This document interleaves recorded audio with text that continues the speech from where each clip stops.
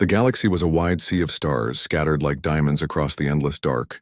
Among those shining lights rested the Thalorian Union, a federation of many peaceful species that had grown strong in knowledge, art, and diplomacy.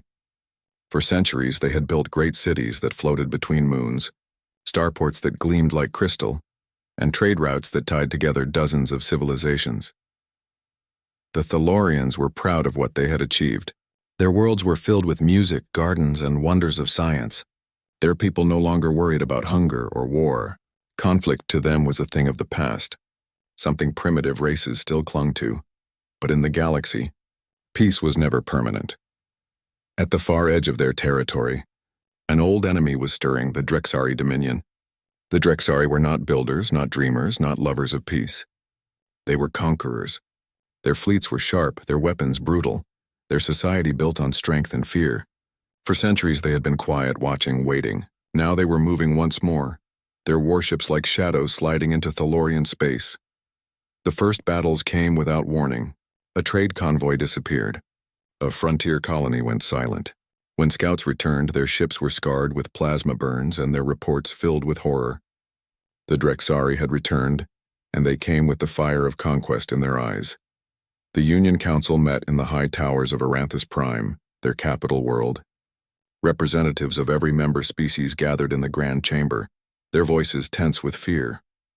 The chamber itself was a work of art, a wide circular hall with light streaming down from crystal domes, banners of every world hanging proudly.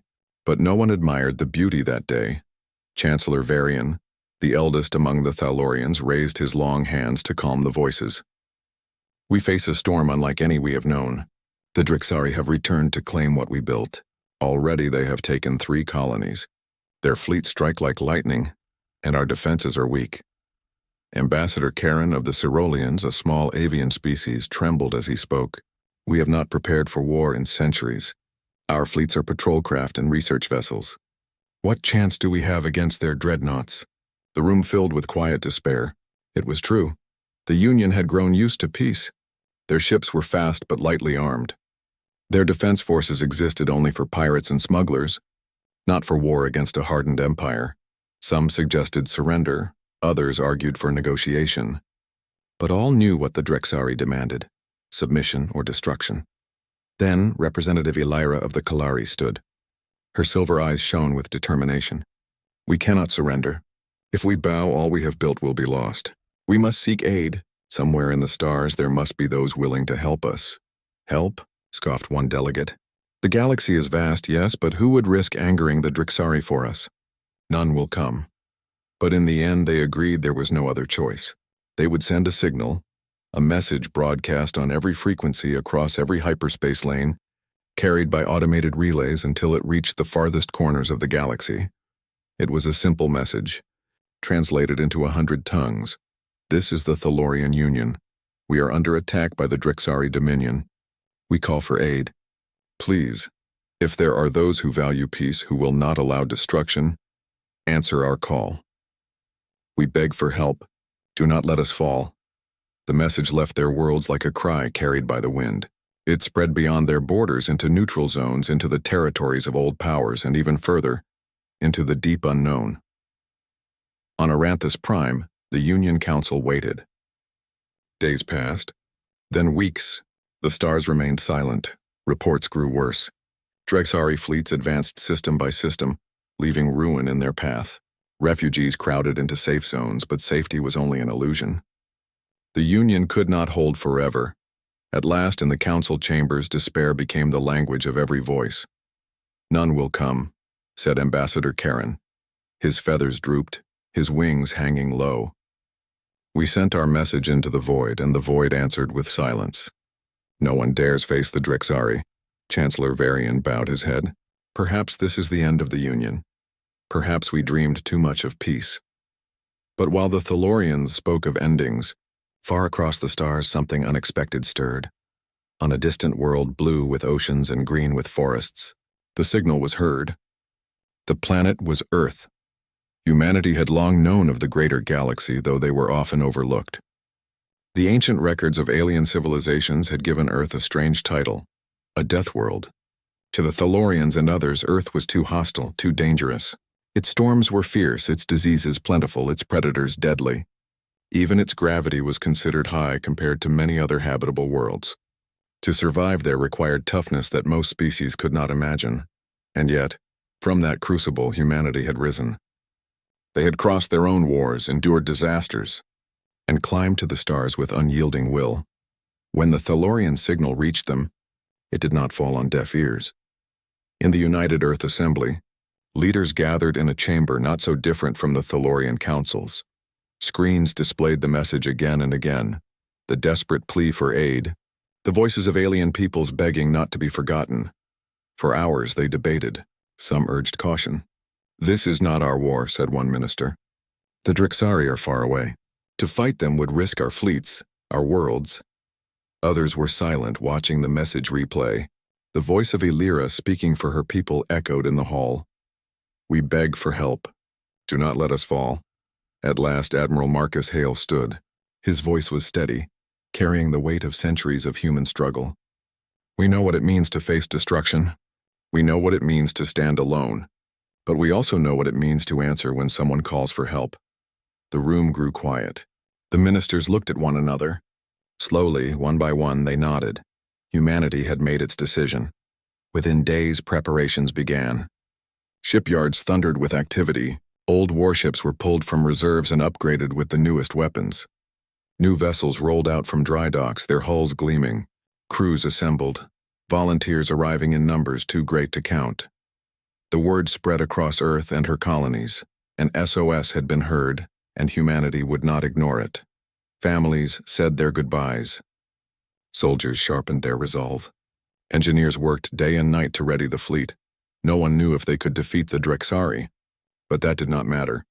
The message had been clear. Someone had asked for help and humans would answer. Back on Aranthus Prime, the Union Council sat in silence as new reports arrived. More systems lost, more civilians fleeing. Their hope had all but vanished. And yet far beyond their borders something vast was moving. In the cold black of space, engines roared to life. A fleet was coming. The United Earth Assembly was not often quiet. It was usually a place of noise, argument, and long speeches. But after the Thalorian SOS reached Earth, silence ruled the great chamber. The words of the alien call for help echoed again and again on the screens. Leaders of Earth's nations, commanders of colonies, and admirals of the fleet sat together, each one feeling the weight of the decision before them. On the screen, the alien's voice trembled. "We beg for help. Do not let us fall." Humanity had heard many messages from the stars before.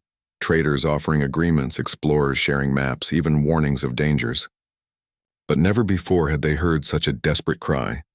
Admiral Marcus Hale was the first to break the silence. He stood tall, his uniform neat, his face lined by years of service. "They are calling for aid because they have no hope left." "The Drixari are not raiders. They are an empire of conquest. If they are not stopped now, they will not stop at the Thalorians. They will grow stronger, and one day they will come for us." Some of the ministers shifted uneasily. Hale's words were true, but the risk was great. Minister Chen of Earth's Eastern Alliance leaned forward. "And if we face them now, are we ready? Our fleets are strong, but the Drixari are older, more experienced in war. To send our people into their path may mean losing them all." Another voice, Governor Reyes of the Mars colonies, shook his head. "If we do nothing, then we are no better than those who looked away during Earth's darkest days. We know what it means to be abandoned. Are we going to abandon them?" The room stirred at that. Humanity's history was long and filled with hardship. They remembered times when no help had come. They remembered wars where civilians cried out and the world turned silent. Those scars had shaped them. Admiral Hale spoke again, his voice deep and steady. "We call ourselves Deathworlders. The galaxy gave us that name because Earth was cruel, because survival was hard. But that name should not only mean toughness. It should mean that we rise when others fall, that we fight when others cannot. The Thalorians are asking for help," humanity answers. The words carried through the chamber. Some ministers still hesitated, but most nodded slowly. The decision was clear. Chancellor Amina Idris, head of the assembly, stood to speak. She was known for her calm wisdom, and when she spoke, all listened. "Then it is decided. Humanity will answer the call. We will not hide in our corner of the stars while others fall into darkness. We will send aid. Not a token force, not a single ship, but a fleet worthy of the word Deathworlder. The chamber erupted, not with cheers, but with a solemn determination.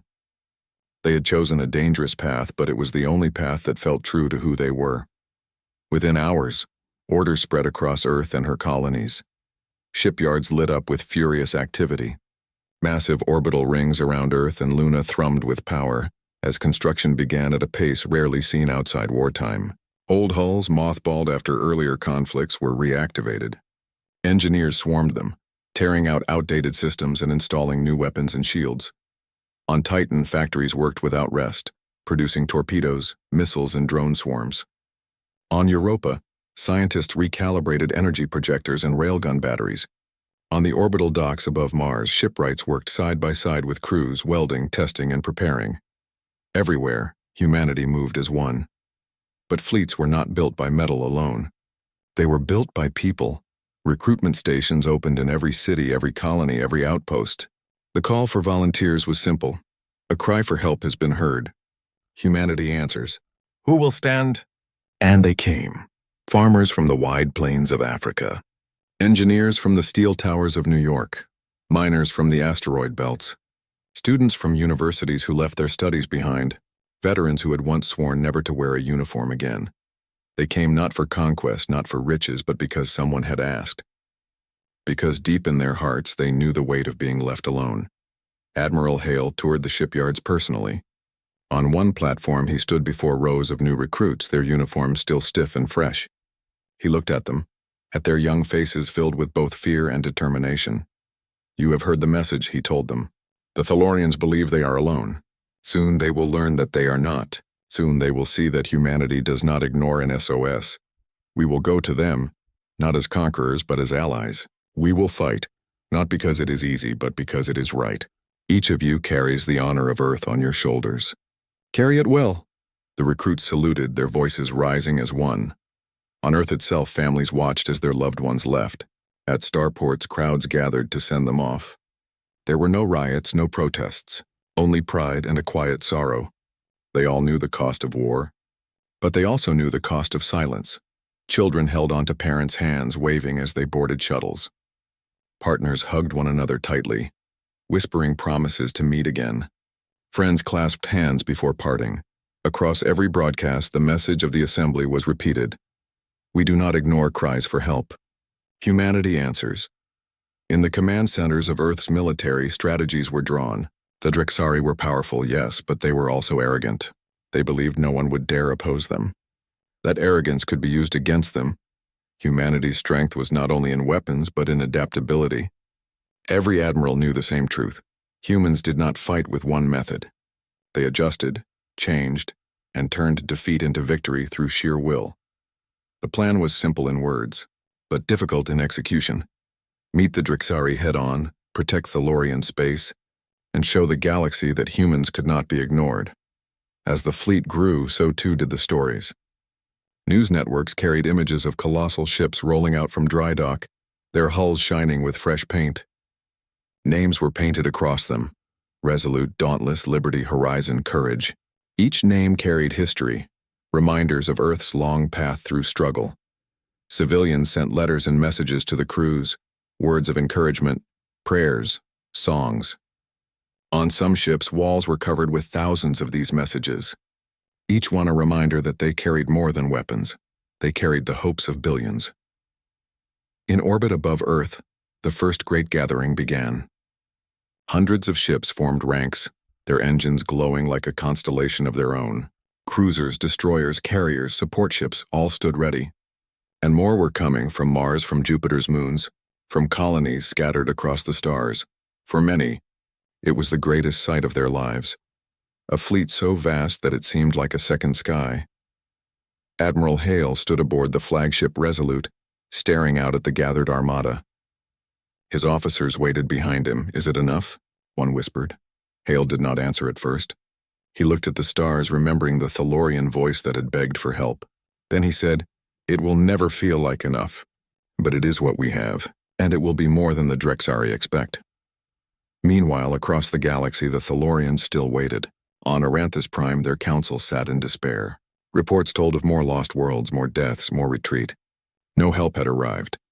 Their people had begun to believe the message had been ignored. But unknown to them, in the dark between stars, humanity's engines were roaring to life. The Deathworlder fleet was preparing to move. Each ship a promise, each soldier a vow.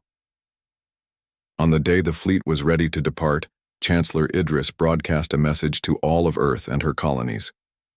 Her words were steady, filled with quiet pride. Today we do not go to conquer. Today we go to answer. A people has called for help, and humanity does not look away. Remember this moment. Remember that when the stars cried, Earth listened. We are Deathworlders, and that means we endure, we rise, and we stand for those who cannot. The message was replayed across every home, every outpost, every ship. In the silence that followed, the fleet moved. Engines ignited, light spread across the void, and one by one ships leapt into hyperspace. Humanity had made its decision. The galaxy would soon learn what that decision meant. The galaxy was vast, and journeys between stars were never short. The human fleet crossed that distance in silence, leaping from one hyperspace corridor to another, each ship carrying with it the weight of Earth's decision. For the crews, time seemed stretched thin. Days felt long. Training drills filled the hours.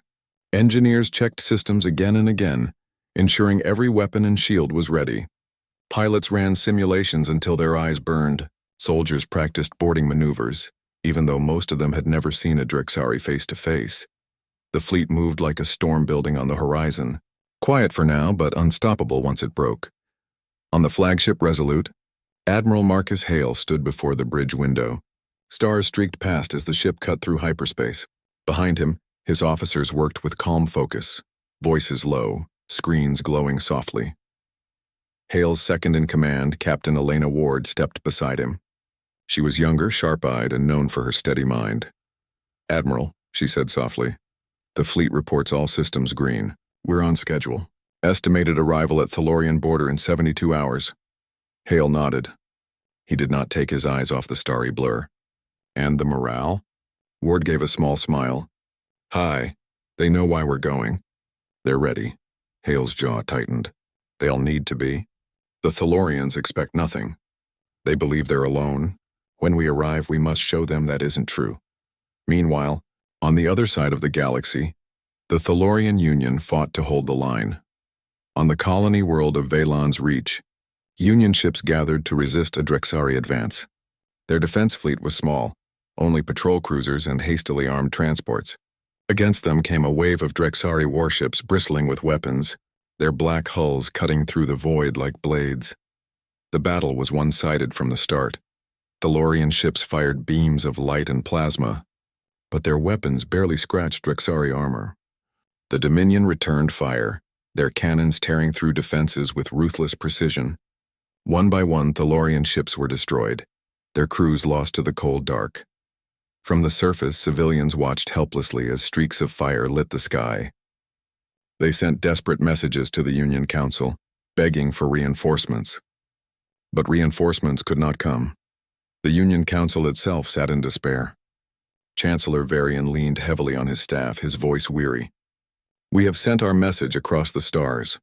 Weeks have passed and none have answered. We are alone." Ambassador Illyra shook her head, her silver eyes hard with sorrow. "Then our union will die, and the galaxy will not even remember us." The council fell into silence.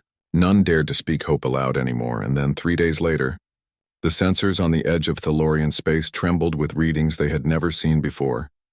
At first, the operators thought it was another Drexari fleet, larger than before. The hyperspace signatures were immense, hundreds of ships, maybe more. Panic spread through the command stations. Messages raced back to the council. "The Dominion brings its full force. We cannot stand." But as the ships emerged from hyperspace, the truth became clear. They were not Drexari. They were something else entirely. One by one, human warships dropped into real space.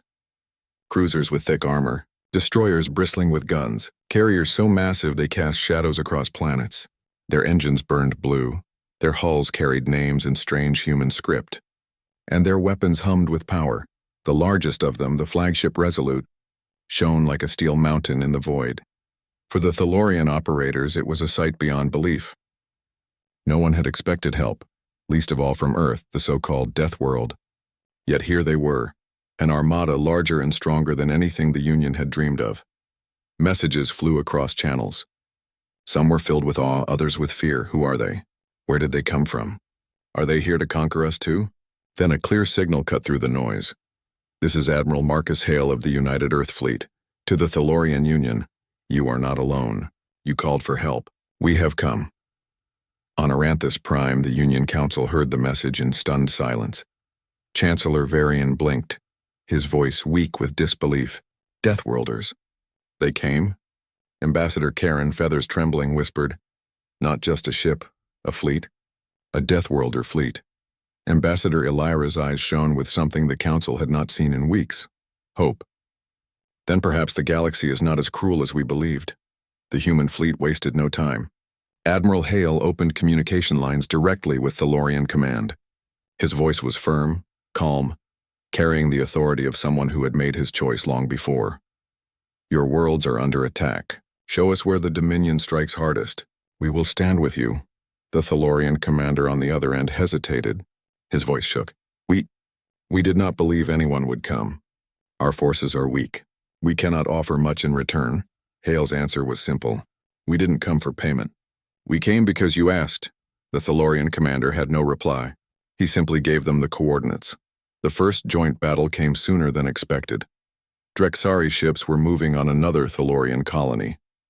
Their black fleet emerged from hyperspace, ready to crush what little resistance remained. But this time, they found something unexpected. Human ships were waiting. The battle began in silence, then erupted in fire. The Drexari moved with confidence, their cannons blasting, their formations tight. They had fought dozens of weaker races before, and they expected another easy victory. But humanity fought differently. Human cruisers absorbed enemy fire with shields reinforced by layered armor. Destroyers darted between Drexari lines, launching swarms of missiles and drones. Carriers unleashed fighter wings that struck with speed the Dominion had never faced.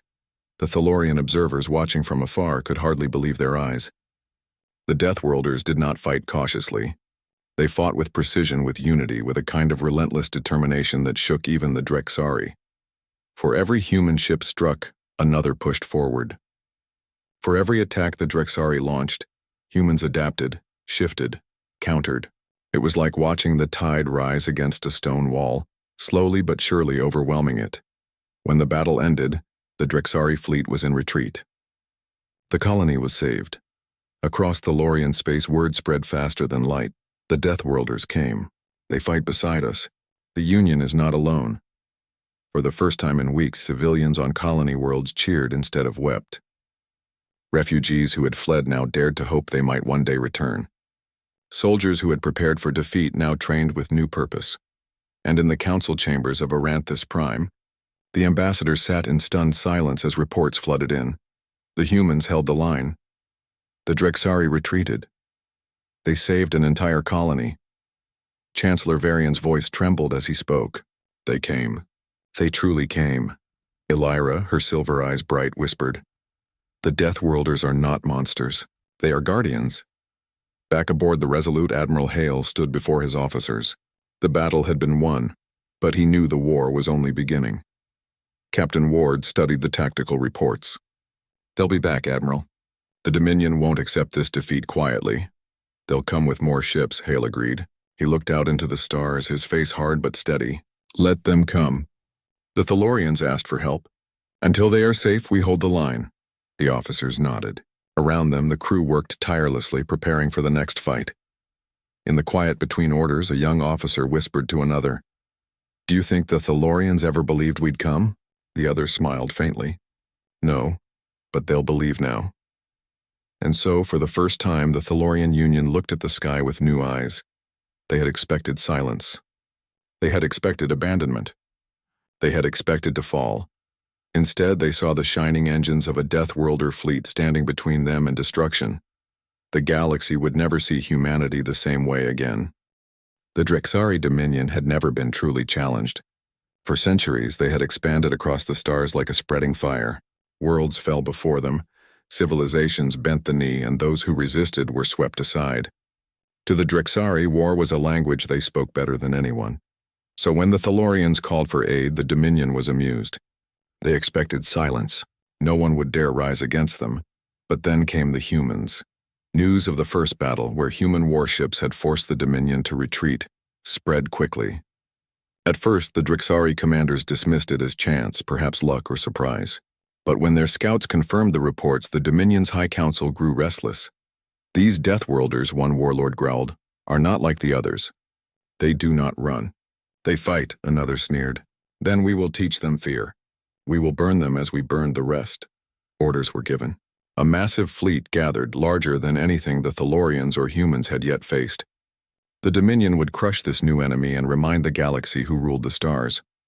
Meanwhile, in Thalorian space, the Union Council struggled to understand what was happening.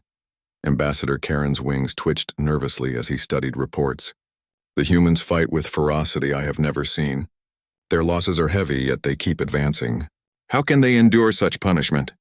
Chancellor Varian shook his head slowly. "Perhaps this is what it means to be Deathworlders. To survive where no one else could. They are different from us."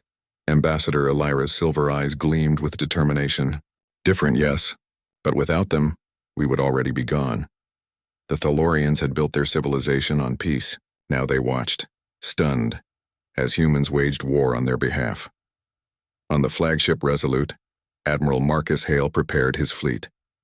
The humans knew the Drixari would not remain quiet. The Dominion would come with overwhelming numbers.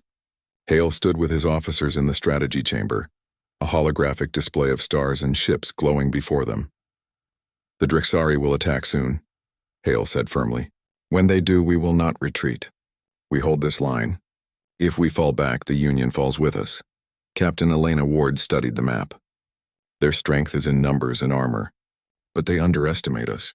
They think we fight like the others they've conquered. We don't," Hale nodded. "Exactly, we adapt. We improvise. That is our advantage." The officers leaned in as Hale outlined the plan. It was bold, risky, but perfectly human. The Drixari came at dawn, their fleet dropping out of hyperspace like a wave of darkness. Hundreds of warships filled the void, their black hulls glimmering with weapon ports. For the Thalorians watching from afar, it was a terrifying sight. Their defenses had never faced such power. But standing between the Drixari and the Thalorian colonies was the human fleet. The two armadas faced each other across the stars, silence holding for only a moment before breaking into fire. The battle began with thunder. Drixari cannons lit the void with burning plasma. Human shields flared as the first strike slammed against them. The Resolute shook, alarm sounding, but the crew held steady.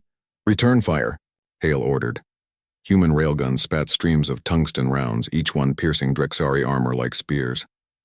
Missile swarms streaked into the Black Fleet, detonating in brilliant explosions. Fighters poured from human carriers, weaving through enemy fire to strike at weak points. The Drixari fought with discipline and power, their formations tight, their weapons relentless. But the humans fought differently. They shifted tactics mid-battle. They feigned retreats, then struck from hidden angles. They sacrificed smaller ships to shield their allies, turning losses into traps. It was chaos, but it was controlled chaos. For the Thalorian observers, it was unlike anything they had ever seen. One officer whispered, "They should be broken by now, but they fight harder the longer it goes on." Another murmured, "They do not fear death. They fight as though every strike is personal." And Ambassador Elira, watching the reports from the council chamber, said softly, "This is what it means to answer an SOS. They do not come halfway. They give everything." Hours passed. The battle raged on. The Drixari pressed forward, certain their numbers would crush the Deathworlders. But humans did not break. Every time the Dominion gained ground, humanity pushed back harder. On the destroyer Ironclad, the hull was breached, fire spilling into the corridors. The captain ordered his crew to evacuate, but many refused. Instead, they turned the damaged ship into a weapon, ramming straight into a Drixari cruiser. Both ships vanished in a fiery explosion. On the carrier Liberty, fighter pilots launched sortie after sortie, refusing to rest. Their voices over comms were filled with determination. For Earth. For the Union. On the Resolute, Admiral Hale stood unshaken as reports of losses poured in. His jaw was hard, his eyes steady. "We will not yield," he told his crew. "If we fall standing." The turning point came when the Drixari overextended. Believing the humans were finally breaking, they pushed too far into the center of the fleet. That was when Hale gave the order. "Now, close the jaws." From hiding positions behind moons and asteroids, additional human ships surged forward. The Drixari fleet, confident in their advance, found themselves surrounded. Human destroyers struck from the flanks, carriers launched waves of drones from behind, and cruisers poured fire into their exposed sides. It was a trap, the kind of trap the Drixari had never expected from a people so new to galactic war. The Dominion fleet faltered. For the first time in centuries, they hesitated, and that hesitation was fatal. The humans pressed with all their strength. Railguns shattered Drixari hulls. Missiles split their formations apart. Fighters tore through their defenses like swarms of fire. The Dominion tried to regroup, but every attempt was cut down. Humanity adapted to every move, countering faster than the Drixari could react. At last, the Dominion commander gave the order to retreat. One by one, their ships leapt back into hyperspace. Leaving wreckage behind, the battle was over. Silence filled the void where fire had burned for hours. The human fleet was battered, scarred, and heavy with losses. Many ships were gone, many lives lost, but they had stood. They had not broken, and the Drixari had retreated. On the Resolute, cheers erupted as the realization spread. For the first time in living memory, the Drixari Dominion had been defeated in open battle. Admiral Hale allowed himself a small smile. "Signal the Thalorians," he said. "Tell them their skies are safe. For now." In the Union Council chamber, the message arrived. The representatives listened in stunned silence. "The Drixari retreated?" Varian asked, his voice weak with disbelief. "They retreated," Illyra confirmed, her voice trembling with awe, "because the Deathworlders would not fall." Karen, still shaking, whispered, "This changes everything." The galaxy will hear of this, and they were right. Across the stars, the story spread, of a Deathworlder fleet that had stood against the unstoppable Dominion and forced it back. The galaxy, long resigned to the Dominion's rule, now looked at Earth with new eyes. But aboard the human fleet, Admiral Hale knew the truth. This was not the end. The Dominion would return angrier than ever. The humans had won a battle, not the war. Still, as he looked out at the stars, Hale felt pride. They had answered the call. They had stood when no one else would.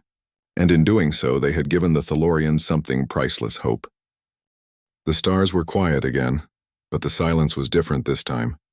It was not the tense hush before battle. It was a calm that came after fire and fear. The Drixari had retreated, their fleet scattered across hyperspace, nursing wounds both in ships and pride. For the Thalorians, the galaxy seemed to breathe again. The human fleet remained on alert, engines humming softly in the void, crews scanning the empty space where the enemy had vanished. Every officer, soldier, and pilot knew the danger was not over. The Drixari would return, perhaps stronger and angrier, but for now the battle was won. On the colony world of Valon's Reach, the Thalorian people emerged from hiding. Craters pocked the cities, smoke still curled into the sky, and buildings lay in ruin. Yet amidst the destruction there was hope. Children ran to see the ships above, their eyes wide at the gleaming human fleet that had saved them. Families embraced on the streets, tears mixing with laughter. Ambassador Illyra walked among them, her silver eyes shining as she observed the human ships. "They did not fight for us because we were strong. They fought because we called for help, because we were in need." A small Ceroli child tugged at her wing, pointing upward. "They came like gods," the child said softly. Illyra smiled. "No, little one. Not gods, humans. But yes, they are extraordinary." Back aboard the flagship Resolute, Admiral Marcus Hale stood on the bridge, watching reports flood in. The battle had been costly. Many ships had been lost or damaged. Many brave men and women would not return home. Yet, the result was clear. The Thalorian Union had survived, and the Drixari had learned for the first time that the Deathworlders of Earth could not be underestimated. Captain Elena Ward approached. "Admiral, the Thalorian Council wants to speak with you. They request a formal meeting." I believe they want to understand. Why we did this, Hale nodded. Prepare the communications. Let them see who we are, not just what we can do. The video feed connected the Resolute to the council chamber of Aranthus Prime. The Thalorian leaders looked smaller than the massive human fleet outside their window. For weeks they had been terrified of losing everything. Now they were humbled by the presence of humans in their space. Chancellor Varian spoke first, his voice wavering but firm. Admiral Hale, your arrival has changed the fate of our Union. You have saved us when none dared to answer our call. We cannot thank you enough. Hale's expression was calm. You do not need to thank us. You asked for help. We answered. That is what we do. Ambassador Karen leaned forward. But why? Why risk so much for a species you do not know? Hale smiled faintly. Because someone had to. Because we understand what it is to face impossible odds alone. Because you called and we do not ignore a call for help. That is the meaning of being a Deathworlder. The Thalorians were silent considering his words. They had expected perhaps a few ships, perhaps minimal aid. They had never imagined a full fleet, ships built for war, pilots trained to face the deadliest enemies. Humanity had brought not just strength but a determination and spirit that was unlike anything the Thalorians had known. Elira finally spoke, her voice filled with awe. Your species, it is unlike any we have seen. You fight not for conquest, not for gain, but because it is right. Because it is necessary, Hale nodded. That is who we are. And it is not unique to us alone. It is what Earth has taught us. That strength is not only measured in weapons but in courage and willingness to stand for others. Over the next days, humans helped the Thalorians rebuild. Engineers and crews repaired starports, ships, and communication arrays. Soldiers patrolled the damaged colonies, ensuring no remnants of the Drixari remained. Thalorian civilians were amazed by human efficiency and ingenuity. They had never seen machinery repaired so quickly. Battleships rebuilt in days or complex energy systems restored in hours. Even their scientists were impressed, learning from humans' rapid problem-solving methods and adaptability. Children followed the human engineers around, asking questions. Adults lingered to watch as humans worked tirelessly, without complaint, without pause. The Thalorians began to understand that humans were not just fighters. They were survivors, innovators and protectors. In the council chambers, a meeting was held to discuss the future. We owe them our lives, Ambassador Karen said. And not only our lives. The galaxy must know that humanity exists, and that they are capable of incredible power and will. Chancellor Varian nodded. Perhaps we have underestimated the universe. Perhaps we have underestimated what one species, united, can accomplish. Illyra's voice was filled with conviction. We will send ambassadors to Earth. We will learn from them, and we will ensure that the galaxy remembers this day. Humanity has shown us the value of courage, of persistence, and of answering a call when others would hide. Meanwhile, aboard the human fleet, Admiral Hale and his officers reviewed the battle. Casualty reports were grim, but morale remained high. Humans had faced an overwhelming enemy and prevailed. Ward commented quietly. They will speak of this fleet for centuries. The Thalorians will remember, and others in the galaxy will know that humans are not to be underestimated. Hale allowed himself a small nod. That is true. But let this be a lesson for them. We do not fight for glory. We fight because it is necessary. We fight because we promise to answer when called. And we do not stop. In the days following the battle, stories of humanity spread across Thalorian space. Word of their courage, their ingenuity, and their relentlessness reached neighboring systems. Scholars, merchants, and travelers began to speak in hushed tones. The Deathworlders came. They fought when no one else would. They did not retreat. They did not falter. The stories were not just tales of war. They were legends of spirit. For the Thalorians, it changed everything. They had lived in a galaxy where might often ruled, where powerful empires crushed weaker civilizations. They had believed they were alone, abandoned, destined to fall. Now they saw another way. Now they understood that a species could be both ordinary and extraordinary, capable of great courage without seeking power or conquest. They understood that the universe could still hold allies who would rise when called, without hesitation, and in that understanding, hope was reborn. The human fleet remained in Thalorian space for weeks, ensuring the colonies were safe. The Drixari could not return immediately, and the Union could begin rebuilding. Ships carried supplies, medical aid, and technology to repair the damaged worlds.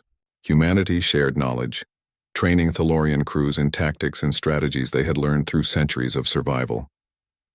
The Thalorians were amazed not only by the humans' power, but also by their willingness to teach, to help, and to protect without asking for anything in return. Finally, when the immediate threat had passed, the fleet prepared to depart. The Thalorian leaders gathered to bid farewell. Chancellor Varian spoke first. "Admiral Hale, you have done more than save our worlds. You have shown us what it means to stand united, to answer a call and to act with courage. We will not forget this day. We will not forget you," Illyra added. "The galaxy will know that the Thalorians were saved by a species unlike any other. We will speak of your deeds for generations." Hale nodded. "Remember this, the galaxy is wide and dangers are many.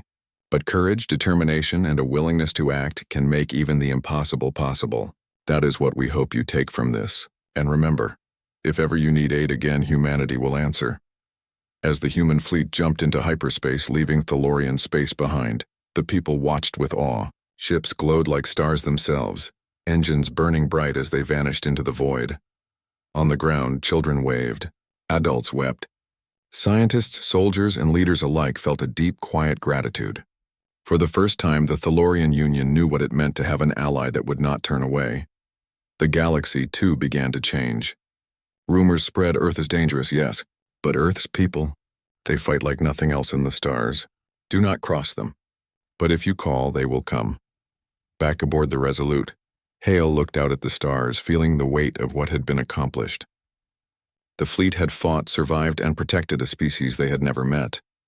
They had shown that humanity's reach was not just physical but moral, a force that stood for what was right, even in the face of overwhelming odds. He knew this was only the beginning. The Drixari would recover. The galaxy was full of threats. But humanity had made its mark. They had proven that a species from a small, harsh world could rise and become a guardian of others, and that mark would be remembered.